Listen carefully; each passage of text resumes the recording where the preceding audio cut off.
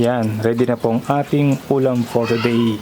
Ang ulam natin for today is sinigang na spare ribs. Yan. Bagay na bagay po sa ating mabagyong panahon. Kung napansin niyo po, kulang-kulang po ako sa rekado. Kasi po umulan po kanina, nagmamadali po ako. Wala pong siling haba, wala pong gabi, wala pong talong. Pero at least pwede po natin yan makain. Yan o. Napakasarap niyan, grabe. So, hindi kailangan maging komplikado ang ating pagluluto. Ang importante, gusto natin ang ating ginagawa. At kanino ba ito? Para sa pamilya, para sa atin, at para sa inyong mga kaibigan.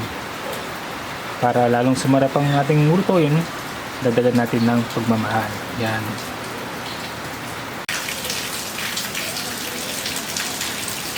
Sarap humigop ng sabaw. 5 araw ng mulan non-stop. Yan o. Yan ang pinakapaboritong ulam kapag umuulan. Sinigang na baboy. So sana meron po kayong akong konting idea kung anong lutuin niyo para bukas. Sana ma-enjoy niyo po yung aming mga simpleng recipe. Ingat po lagi.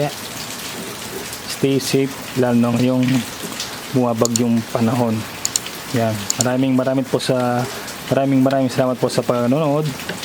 Thank you po at God bless. Yan.